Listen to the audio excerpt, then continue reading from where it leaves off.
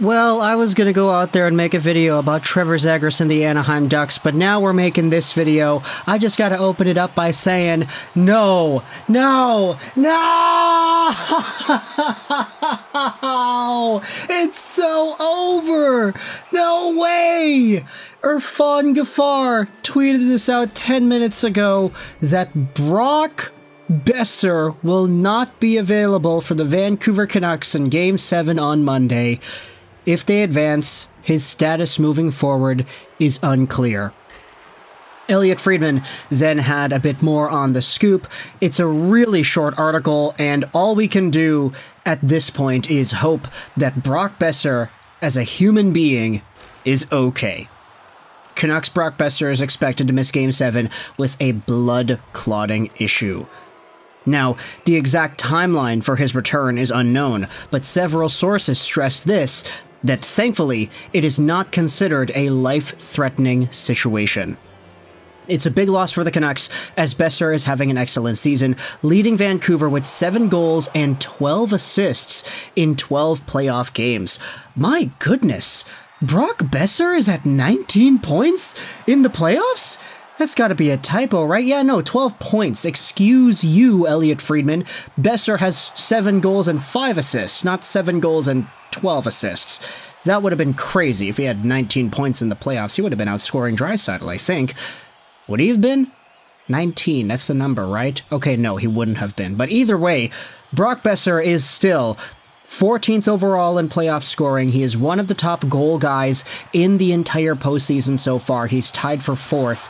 This is a huge, huge loss for the Vancouver Canucks. But of course, we have to stress that the biggest concern here is for Brock and his own health to be able to fix itself up and to hopefully recover as soon as he can, as quickly and as healthily as possible.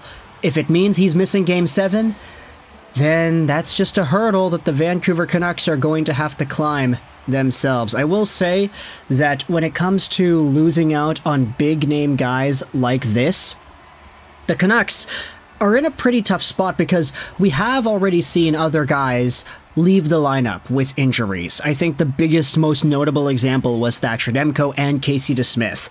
The Canucks were able to weather the storm a little bit, but I will say the first game after losing out on a big name, there's usually a different vibe, a different air in the room, and it's tough to overcome those obstacles right away.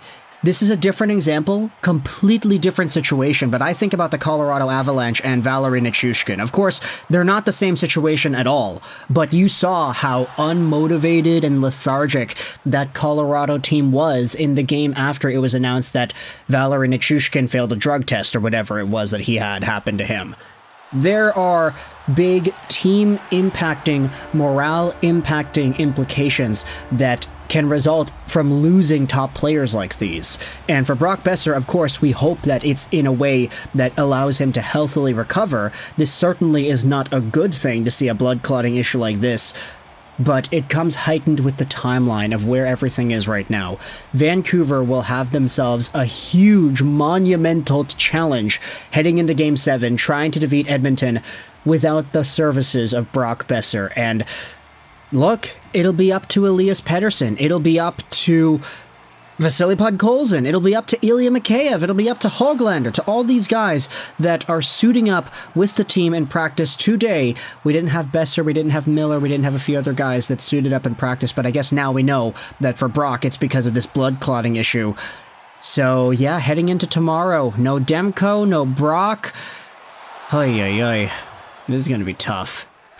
Last time the Canucks played a game against the Oilers with a significant player missing, it was the last game of the regular season where Connor McDavid was out, and the Canucks ended up winning.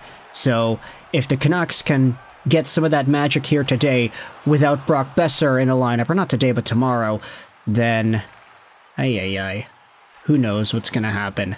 You know, at the very least, I'll say, if the Canucks end up losing tomorrow, maybe it's a bit easier to stomach because it's like, oh, they don't have Brock, it's okay. Oh, they don't have Demko, it's okay. Like, there are excuses to be brought up there, but then again, that's a loser's mentality, so I don't think it's really a nice thing to say. But either way, let me know your thoughts in the comment section below. about Brock Boeser being expected to miss Game 7 with a blood clotting issue. No matter how long it takes, whether he's out for 2 days or 2 weeks, all we hope for is that Brock is able to recover properly and return to being the beast of a hockey player that he is. So, thoughts in the comment section below. I hope you enjoyed this video, 99, and bye.